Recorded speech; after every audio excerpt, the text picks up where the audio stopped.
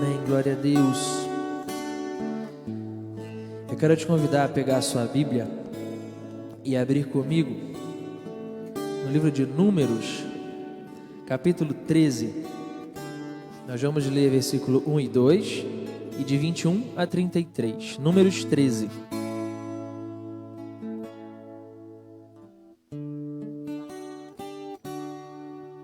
Números 13, 1 e 2 e de 21 a 33. Eu vou ler na versão da Bíblia Viva. Diz assim: E o Senhor disse a Moisés: Envie alguns espiões para a terra de Canaã, a terra que estou dando aos israelitas, e você deve enviar um líder de cada tribo dos seus antepassados. Agora pula para o versículo 21. Eles subiram e observaram a terra desde o deserto de Zin até Reob, que fica próximo de Amate. A caminho do norte, passaram pelo Negueb e chegaram a Hebron, onde viram as famílias de Aimã, Sesai e Talmai, descendentes de Enaque. A propósito, Hebron era muito antiga e foi fundada 7 anos antes de Zoan, no Egito. Depois, chegaram até o vale de Escol, onde apanharam um cacho de uvas tão grande que foram necessários 2 homens para carregá-lo pendurado numa vara. Colheram também romãs e figos.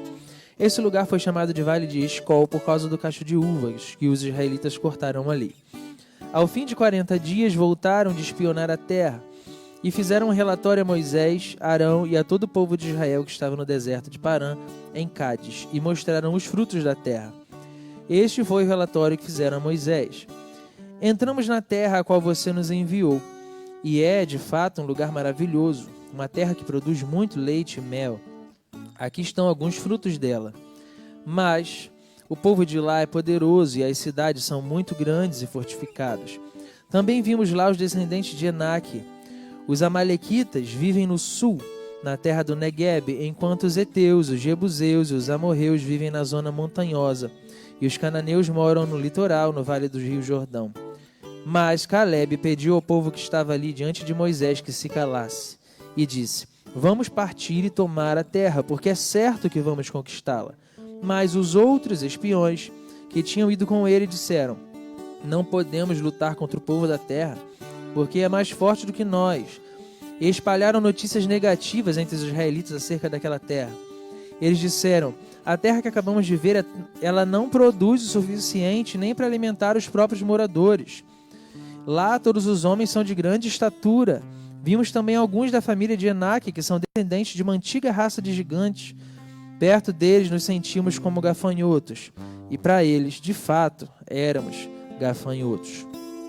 Feche seus olhos mais uma vez. Senhor, pedimos que o Senhor possa me usar como instrumento nessa noite, que o Senhor fale tudo o que o Senhor quiser falar nessa noite através de mim, que não venha reter nada, Senhor, e o que o Senhor quiser mudar nesse esboço, tenha liberdade, Espírito Santo, para falar o que o Senhor quiser nessa noite a cada coração. Repreende da mente, Senhor, e da vida de cada um que está assistindo toda distração, toda preocupação externa, distrações que possam roubar a semente da Tua palavra nessa noite, que os nossos pensamentos estejam voltados para Ti e que nada se perca do que for semeado nessa noite aqui, e que nossos corações sejam terras férteis para poder gerar frutos através dessa semente, em nome de Jesus. Amém. O tema da palavra que eu quero compartilhar com vocês hoje é mudando a perspectiva. E a gente vê aqui, nesse texto que a gente leu, 2 perspectivas diferentes. E é sobre isso que a gente quer compartilhar. Em cada situação da nossa vida, a gente pode ter 2 ângulos de visão: o otimismo ou o pessimismo, né? E o lado positivo ou o lado negativo. Tudo tem um lado positivo e tudo tem um lado negativo. Depende do ângulo que você vê. Eu quero fazer algo com vocês agora aqui. Vou pedir o Cuca para colocar na frente da câmera uma lente verde. Vocês estão me vendo verde, certo? E se a gente trocar a lente? Se a gente botar uma lente rosa, não sei que cor é essa. É meio vermelha, né? Vocês estão me vendo vermelho, certo? Exceto os daltônicos, amém? Mas vocês estão me vendo vermelho. Pode tirar, Cuca. Eu quero perguntar a vocês, eu sou verde ou eu sou vermelho? Não. Mas pela lente que você estava enxergando, você estava me vendo verde ou estava me vendo vermelho. E a realidade é que eu não sou verde e eu não sou vermelho. Então o que eu quero te perguntar é, que lente você está usando para enxergar a situação? Vamos trazer como exemplo o que temos vivido, né, hoje em dia sobre o Covid-19. Que lente você está usando para enxergar a situação? A lente do pessimismo extremo ou a lente de que está tentando enxergar o que Deus está fazendo dentro dessa situação?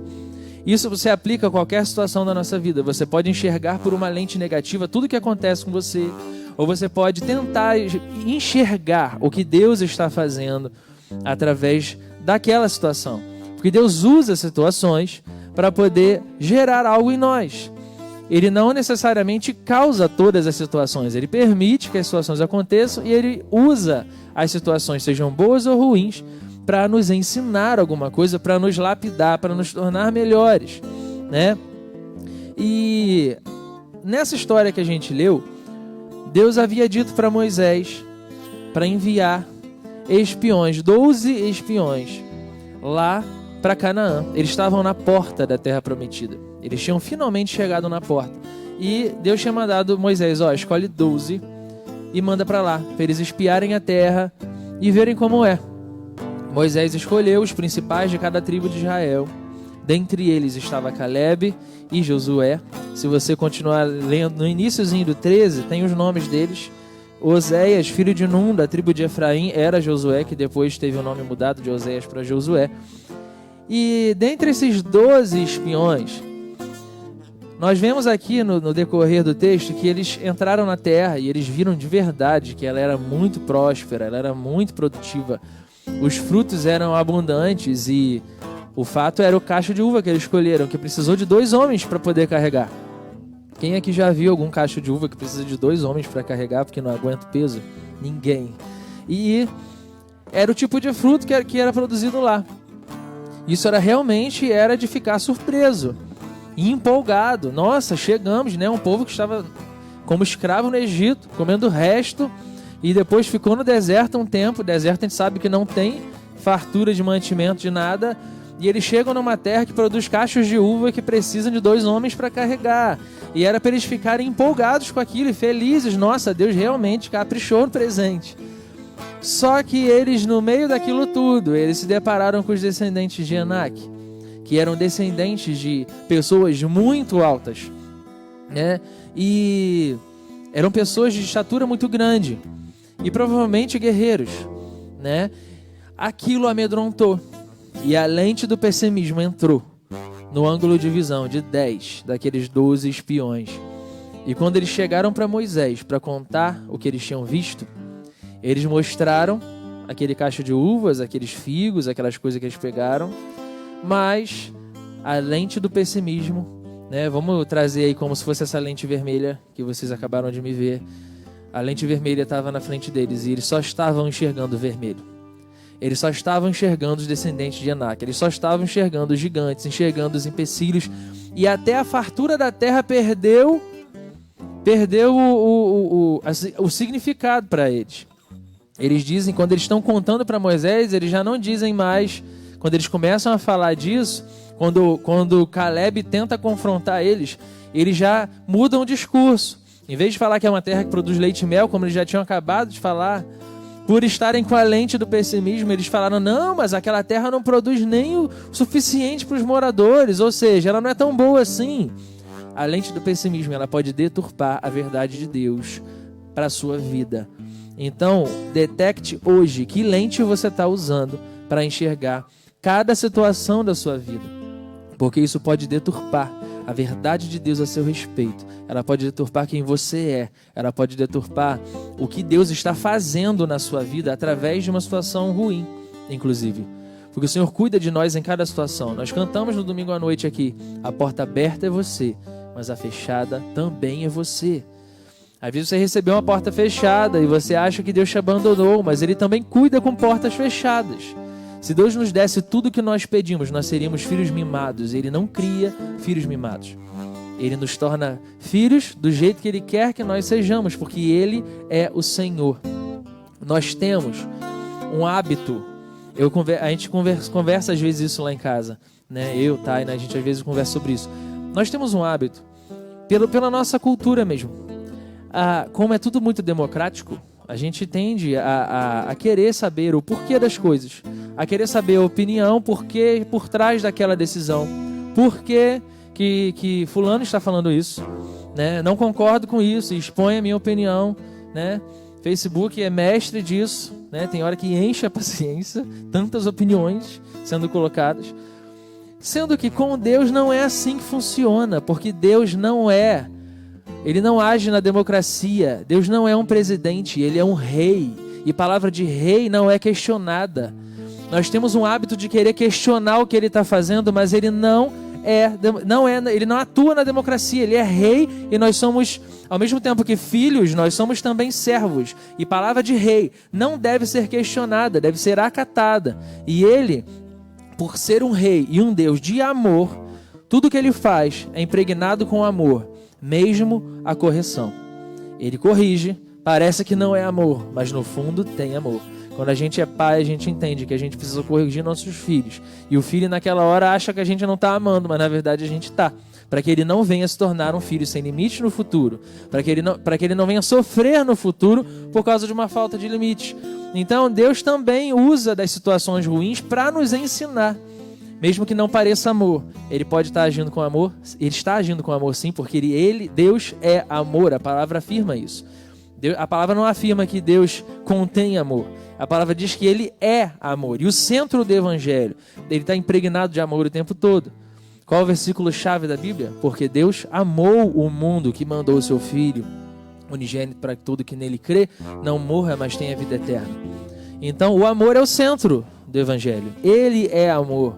Então, encare as situações não pela lente do pessimismo, mas pela lente do amor. Tenta enxergar o que Deus está fazendo. Ele está pegando a situação e está fazendo alguma coisa. E se você perceber, Ele está fazendo alguma coisa nesse tempo que a gente tem vivido. Nós vamos falar sobre isso aqui, nessa noite. Para você mudar a perspectiva da situação, né? Isso te leva a, primeiro lugar, ficar em primeiro lugar com a palavra liberada por aquele que não mente. Lá no início do versículo 13, capítulo 2. Capítulo 13, versículo 2. Deus falou para Moisés: envia alguns espiões para a terra de Canaã, terra que estou dando aos israelitas. Deus já tinha falado, Ele já tinha dado a terra para eles. Não tinha por que aqueles homens questionarem que os gigantes eram grandes, que eles não podiam vencer, porque a palavra de Deus já havia sido liberada. Deus estava dando a terra e ponto final, não, independente do gigante. Então, fique com a palavra, e nessa situação que estamos vivendo agora, e em cada situação da sua vida, fique com a palavra que Deus lançou sobre você. Fique com a palavra que Ele lançou sobre a sua vida, sobre a sua família, sobre a nossa igreja, sobre o Brasil. Deus tem liberado palavras de avivamento para o Brasil e Ele não esqueceu e Ele não perdeu o controle. Ele está agindo. Eu vou fazer você perceber um pouco o que Deus está fazendo nesse tempo em prol do avivamento que Ele já prometeu para o Brasil e para a nossa igreja. E eu quero te perguntar, o que Deus já te disse sobre a sua vida, sobre a sua família? Que palavras Ele já liberou? Que promessas já estão liberadas sobre você, que Deus já fez para você? Feche os seus olhos e tente lembrar agora das promessas. Quando a lente do pessimismo começar a tentar vir, muda a lente. Lembra das promessas, né? Tem um hino antigo do cantor cristão que diz: conta as bênçãos, conta quantas são recebidas da divina mão, conta uma a uma, dizes de uma vez e você vai ver surpreso o que Deus já fez. Começa a contar as promessas que Ele já fez sobre você. Começa a lembrar das promessas, porque isso vai te trazer esperança. Lá em Jeremias diz, não sei se é Lamentações ou se é Jeremias, quero trazer à memória aquilo que me dá esperança. Então traga à memória as promessas. Traga à memória o que ele já disse a seu respeito, porque ele não mente. A palavra de Deus não volta atrás. Ele disse e ponto. Ele vai fazer. Ele tem o tempo dele, mas ele vai fazer. Então fique com a palavra que ele lançou. Deus liberou uma palavra não só para a nossa igreja. Existem promessas muito antigas de avivamento para esse lugar. Há mais de 20 anos atrás, eu já assim, há cerca de uns 15, 17 anos atrás, eu já ouvia palavras proféticas que Deus já havia liberado para cá. Isso já tinha acontecido 15 anos antes. Então vamos arredondar, uns 30 anos atrás, Deus já havia liberado uma palavra de avivamento para esse lugar. E o que ele falou vai acontecer. Vai acontecer. Agora você acha assim, poxa, mas Deus liberou uma palavra de avivamento, está todo mundo recluso em casa, ninguém está aqui? Será que Deus não vai mais cumprir? Ele vai cumprir.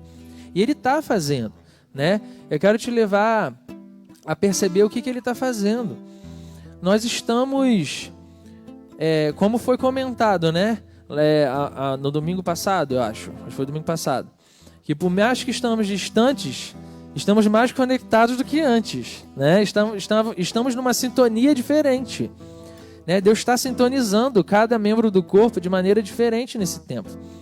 Então, Deus está te dando, sabe o quê? Mais tempo para você buscar Ele, mais tempo para você ouvir mensagens edificantes e na sua casa, né? Mais tempo para você cuidar da sua família, mais tempo para estar em família.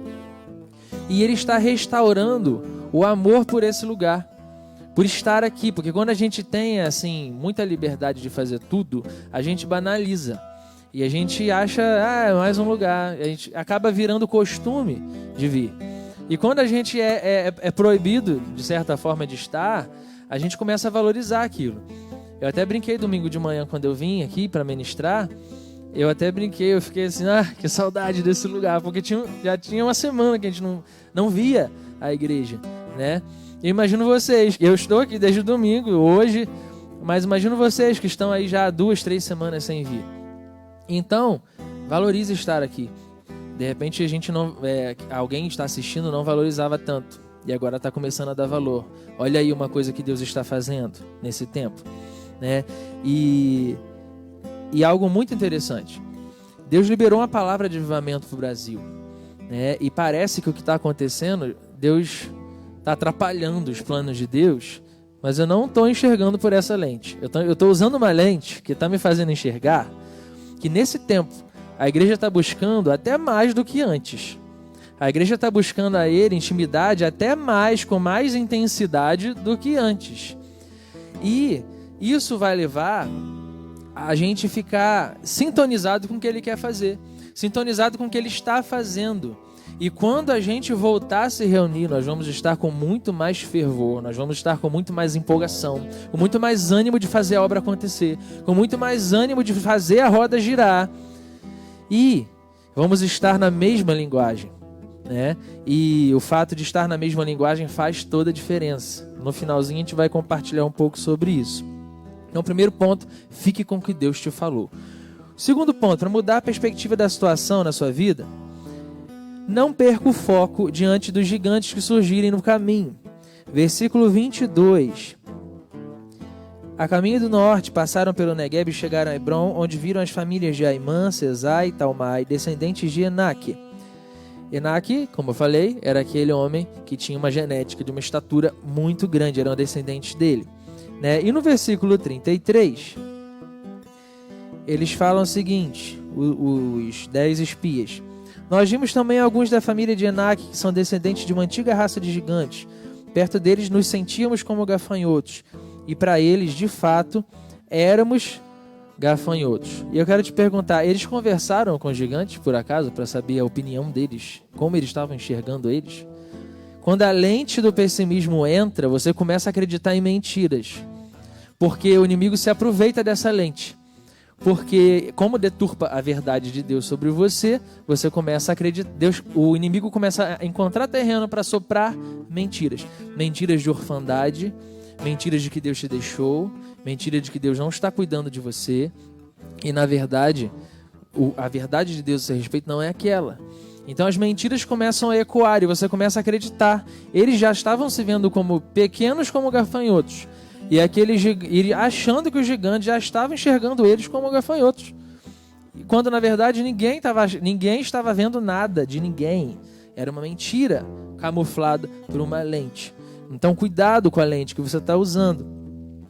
Os gigantes, eles tiraram a fé e a confiança daqueles homens. O cacho de uva enorme que eles pegaram chegou a perder até a beleza por causa da lente que eles estavam vendo. Passaram até a achar, como eu falei, a terra não produziu o suficiente por causa da lente. A falta de identidade deles fez eles se diminuírem. Quando a nossa identidade não está muito formada, qualquer mentira que o inimigo sopra se torna uma verdade para nós. Você, às vezes, um olhar torto de alguém já faz achar que ela está te olhando torto. Às vezes a pessoa não estava nem pensando em você e você já se achou indigno ou que estava fazendo algo errado ou que aquela pessoa não gosta de você, quando na verdade nada aconteceu. Você está agindo igual a eles ali, falando dos gafanhotos. Nada aconteceu. É uma mentira soprada através de uma lente de baixa autoestima causada por uma falta de identidade. Porque quando você sabe quem você é em Deus, nada te abala, porque Ele diz verdades a seu respeito. E eu te encorajo, se você tem vivido debaixo dessa lente, da baixa autoestima, da falta de identidade, busque em Deus essas verdades, porque Ele foi que te fez. Então Ele sabe como Ele te fez, Ele sabe a forma que Ele te criou, Ele sabe o potencial que Ele botou em você, por mais que você possa não acreditar que você tem algum potencial para fazer alguma coisa na obra. Você tem, porque Deus te colocou no mundo, não foi à toa. Né? Então, Deus tem um plano para cada um e um potencial para cada um. Então, creia nesse potencial e creia no que Deus pode fazer através de você. Enxergue por essa lente e peça para que Ele revele as verdades a seu respeito e como Ele te enxerga, para que as mentiras sopradas pelo espírito de orfandade não venham virar falsas verdades na nossa mente, no nosso coração e embarreirando e freando o nosso chamado, nossos ministérios. E eu quero te perguntar, quem é você? Quem é você? Pergunta difícil para muita gente responder, né? Mas quando Deus começa a te mostrar quem é você, você começa a saber dizer quem é. Você sabe quem é você sabe para onde você está indo, você sabe para onde Ele está te chamando, você sabe a direção que Ele está te levando e aonde você vai chegar. Porque uma identidade foi gerada. Então, se esse é o seu problema, eu detectei isso lá na minha vida, alguns anos atrás. Todos os problemas que eu buscava tratar no 30 Semanas, que na época era Celebrando a Recuperação, tinha raiz na falta de identidade. Todos. E Deus me mostrou isso. E agora, quando eu vejo que tem alguma dificuldade nessa área, em alguma área daquelas, eu já percebo, identidade. Eu começo a trabalhar na identidade, o negócio se resolve. Então, a identidade mal formada é a raiz de muitos problemas, vou te dizer, da maioria dos problemas. Né? A gente vê que a falta de identidade ela é gerada pela orfandade com relação a Deus. Então, busque tratar isso. Busque tratar isso em Deus. Eu quero te indicar, se você percebe que esse é o seu problema, você não consegue chamar Deus de pai, você não consegue ter um relacionamento de pai e filho com Ele, você não consegue viver como filho de verdade, só como servo, então eu te convido. Tem um livro do pastor Fabiano Ribeiro, Paternidade Bem Resolvida, é um livro transformador e te indico a ler esse livro. Vários irmãos da nossa igreja têm, você pode pedir emprestado, você pode também comprar pela internet, lá na editora Inspire também tem. Então eu te indico a ler esse livro, porque ele pode trazer cura na área da orfandade e consequentemente em todas as outras áreas que são decorrentes da orfandade também. Isso nem estava no esboço, então Deus está no controle, recebe aí na sua casa o que Deus está falando, o que o Espírito diz às igrejas. E eu quero te perguntar, quem é você? Feche os seus olhos agora e pergunte para Deus. Fala assim: Deus, se você já consegue chamar Ele de Pai, fala: Pai. Se você ainda não consegue, chama de Senhor mesmo. E pede para Ele assim: fala comigo agora como o Senhor me vê. Feche os seus olhos, silencie seu coração e tente ouvir o que ele vai falar a seu respeito. Pergunta: quem sou eu? Como o Senhor me fez? Qual o propósito? Como o Senhor me enxerga?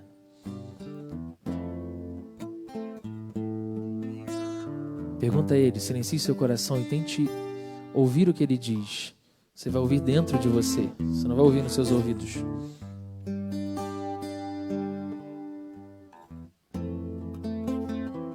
Essas verdades que ele fala ao nosso respeito são libertadoras, porque está vindo de alguém que não mente, está vindo de alguém que te fez. Aquele que tem o manual da sua vida é quem está falando. O autor da obra-prima que é você está te dizendo: você é assim porque eu te escrevi assim. Então, fique com as palavras que ele fala a seu respeito. Na hora que a baixa autoestima vier, faça esse exercício, feche os seus olhos, fala com ele, atrai a presença dele, peça para ele te dizer verdades a seu respeito. É libertador, ele de verdade, ele pode mudar a lente dos seus olhos através de uma verdade lançada por ele na sua vida. E confronte a mentira da orfandade com a verdade daquele que te adotou. Todas as verdades que ele falar, você vai anulando as mentiras da orfandade através da lente do pessimismo.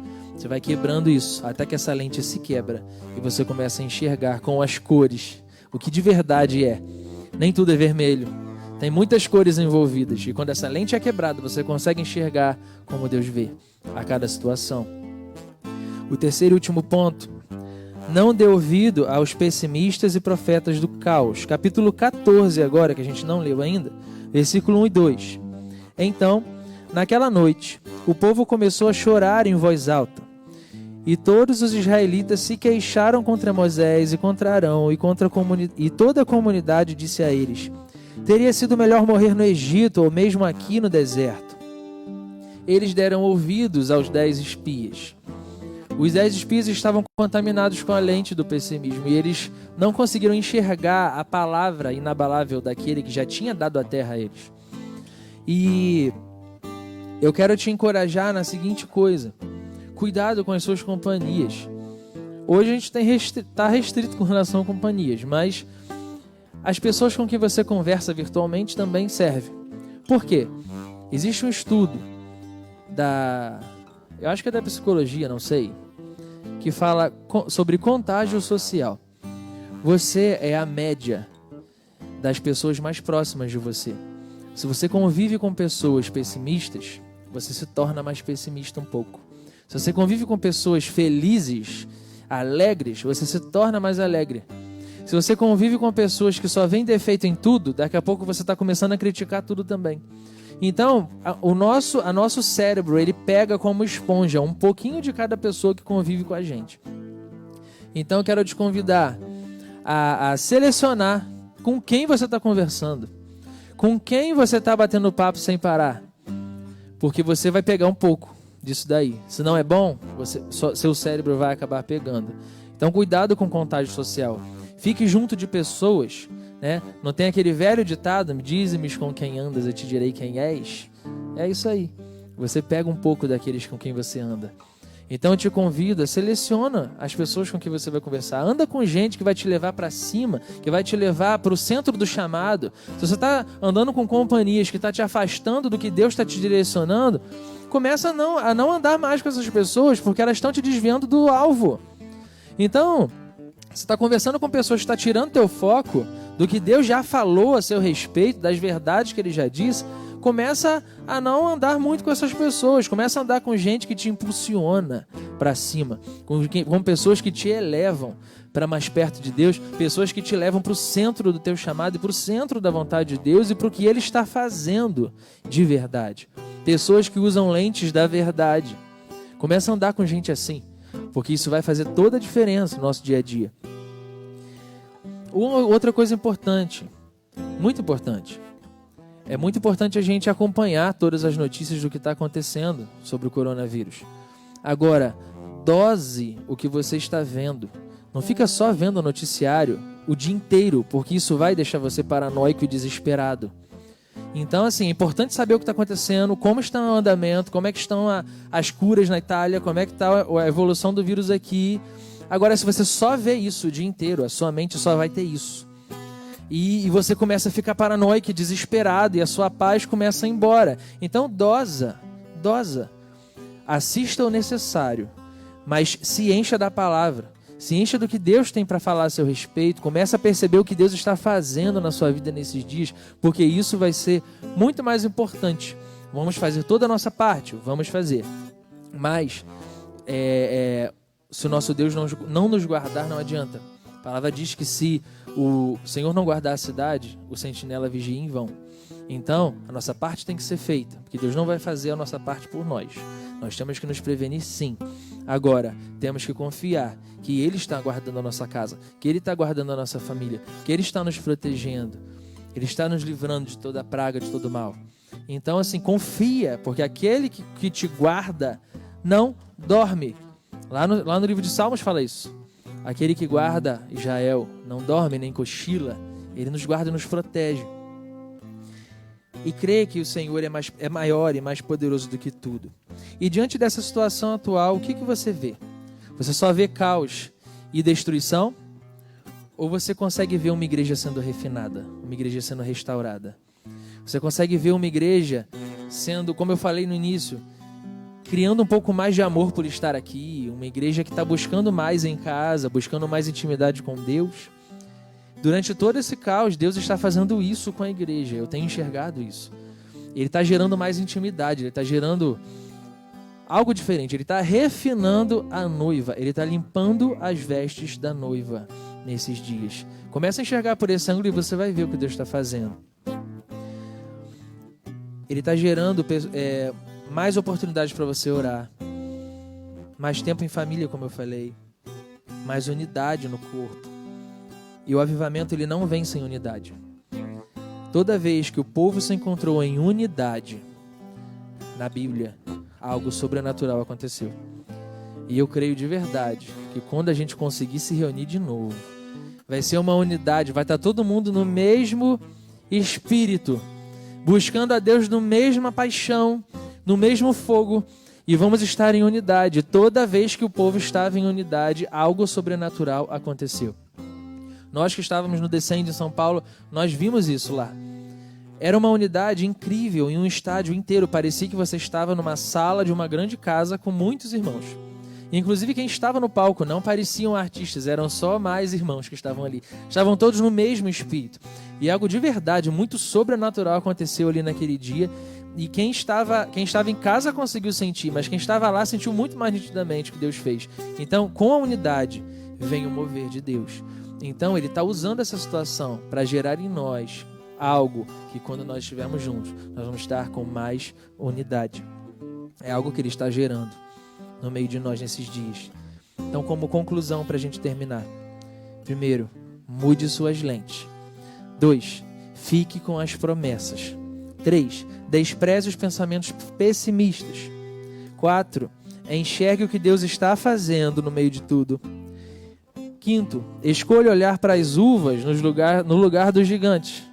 Comece a ver os benefícios que estão sendo gerados por dentro de todo o caos e toda a situação. E por último, não perca de vista de que Ele não perdeu o controle. Ele continua no trono, Ele continua no controle e Ele está agindo na igreja nesses dias. Amém? Que Deus abençoe a todos, que Deus nos abençoe, nos guarde, nos proteja e nos empodere nesses dias para manifestar o reino onde nós estivermos. Nós temos visto que Ele tem alcançado muitas pessoas. Teve gente que foi alcançada pela célula dos jovens online semana passada que nunca foi na célula. E Deus está alcançando. Então Ele está fazendo algo sim nesses dias. Então creia que Ele não perdeu o controle. Amém?